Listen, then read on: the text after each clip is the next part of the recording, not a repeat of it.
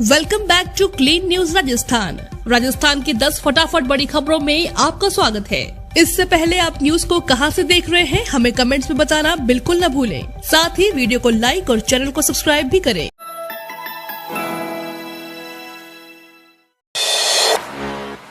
तो नहीं लटकेगी सतीश पूनिया पर तलवार, टीम नड्डा को एक्सटेंशन मिलने की ये उम्मीद।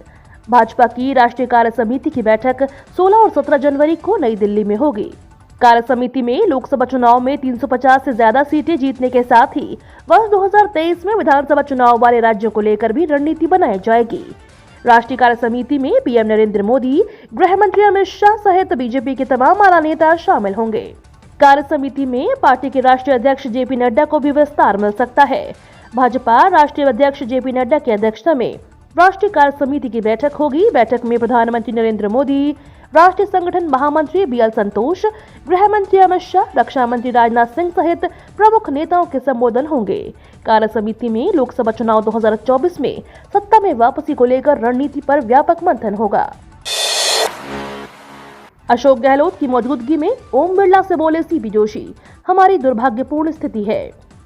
जयपुर में देश भर के पीठासीन अधिकारियों का सम्मेलन शुरू हुआ है। विधानसभा में आयोजित हो रहे इस सम्मेलन में लोकसभा स्पीकर ओम बिरला, उपराष्ट्रपति जगदीप धनखड़ और देश भर के विधानमंडल के अध्यक्ष शामिल हुए हैं।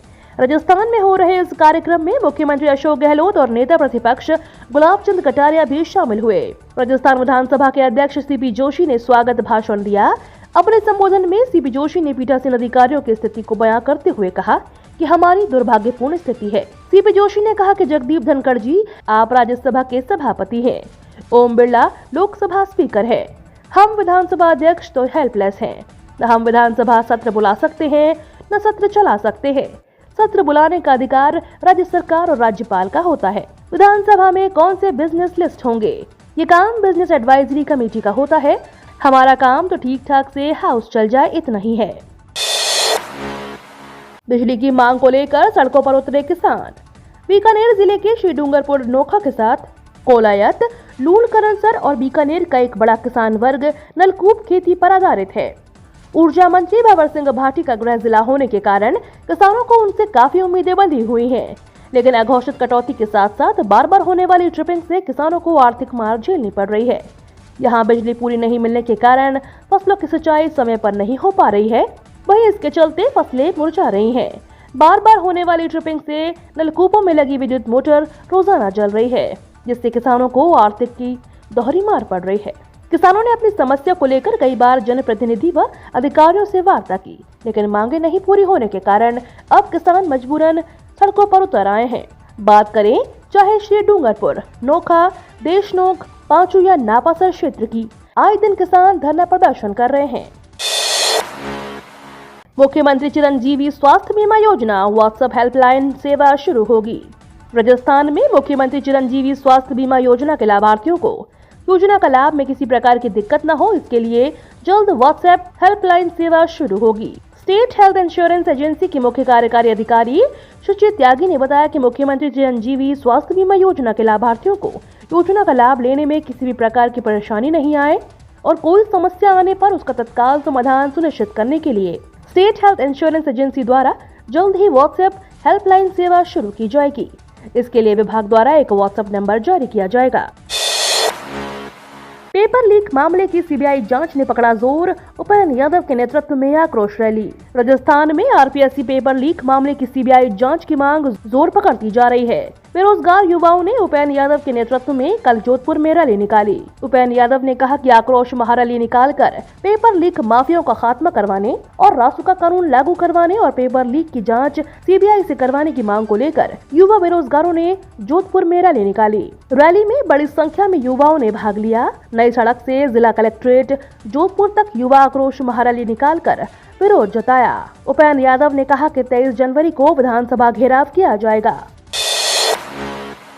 गहलोत सरकार 16 जनवरी से करेगी चिंतन, मंत्री पेश करेंगे रिपोर्ट कार्ड। राजस्थान की अशोक गहलोत सरकार 16 और 17 जनवरी को चिंतन शिविर करने जा रही है। इस चिंतन शिविर में पिछले 4 वर्ष की बजट घोषणाओं और जन घोषणा पत्र की क्रियान्विति की समीक्षा होगी।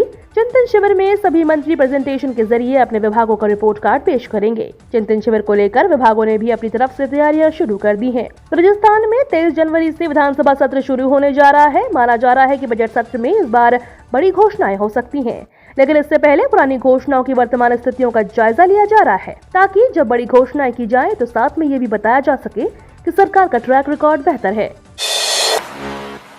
रोडवेज यात्रियों की बढ़ सकती है मुश्किलें, रोडवेज कर्मी फिर करेंगे चक्का जाम। राजस्थान में रोडवेज में सफर करने वाले यात्रियों को आने वाले समय में फिर से मुसीबतों का सामना करना पड़ सकता है। रोडवेज कर्मियों के सामने फिर से सैलरी का संकट हो गया है। सरकार के तय समय में अपना वादा पूरा नहीं किया है, लिहाजा रोडवेज कर्मचारी एक बार फिर से आंदोलन की राह पर जा सकते हैं। इसके तहत वे चक्का जाम जैसा कदम भी उठा सकते हैं। रोडवेज कर्मियों की मांगों के अनुरूप फिलहाल न तो कोई बसें आई है, न नई भर्तियाँ शुरू की है और न ही समय पर सैलरी दी जा रही है। ये चुनावी साल है। इस साल अगर रोडवेज कर्मी फिर से हड़ताल पर जाते हैं तो सरकार के लिए सिरदर्द बन सकते हैं।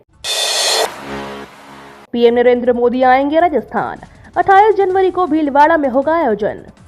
प्रधानमंत्री नरेंद्र मोदी इस महीने के अंत में राजस्थान दौरे पर आ सकते हैं। भीलवाड़ा के आसींद में 28 जनवरी को भगवान देवनारायण की जयंती का बड़ा कार्यक्रम आयोजित होने जा रहा है। इसमें पीएम नरेंद्र मोदी के आने का कार्यक्रम बन रहा है। पीएम मोदी आसींद में गुर्जरों के आराध्य देव भगवान देवनारायण की जयंती पर आयोजित कार्यक्रम में शिरकत कर सकते हैं। बताया जा रहा है कि भगवान देवनारायण के जन्म स्थान मारासेरी से जुड़े संतों ने पीएम मोदी को जयंती समारोह में शिरकत करने का निमंत्रण दिया है। पीएम मोदी के प्रस्तावित दौरे की चर्चा मात्र से ही सूबे में राजनीति गरमाने लगी है। इसी के चलते अब इसे कार्यक्रम को राजनीतिक चश्मे से देखा जाने लगा है। राजस्थान के इस साल के अंत में विधानसभा चुनाव होने जा रहे हैं। बीजेपी जन आक्रोश यात्रा और सभाएं कर सत्ता में वापसी के लिए माहौल बनाने में जुट गई है। इसी बीच पीएम मोदी के राजस्थान दौरे पर आने की चर्चाओं से बीजेपी कार्यकर्ता उत्साहित हो गए हैं। जयपुर में हर महीने 100 भिखारियों को मिलेगा रोजगार। जिला प्रशासन की ओर से अब हर महीने जयपुर में 100 भिखारियों को रोजगार मुहैया कराया जाएगा। जिला कलेक्टर प्रकाश राज पुरोहित ने इसके लिए निर्देश जारी किए हैं। एडीएम दक्षिण मोहम्मद अबू बकर ने कहा कि भिक्षावृत्ति मुक्त अभियान के तहत जयपुर जिले के कुल 390 भिखारियों को रेस्क्यू किया गया है।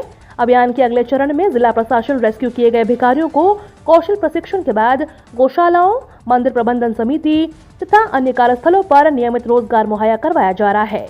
अभी तक रेस्क्यू किए गए 22 भिखारियों को रोजगार उपलब्ध करवाया गया है। बुजुर्गों के लिए आई बड़ी खुशखबरी, 3000 रुपए प्रति माह बढ़ेगी पेंशन। बुजुर्गों के लिए बड़ी खुशखबरी आई है। देश का बजट आने में कुछ ही दिन बचे हैं और इस बार सरकार बुजुर्गों को बड़ी खुशखबरी देने जा रही है। केंद्र सरकार गरीबों, महिलाओं, किसानों और बुजुर्गों समेत सभी वर्गों के लिए कुछ न कुछ राहत देने की तैयारी करता है। इस बार उम्मीद की जा रही है कि बुजुर्ग आबादी की पेंशन में इजाफा हो सकता है। इसके साथ ही इन लोगों को इनकम टैक्स में छूट का फायदा भी मिल सकता है।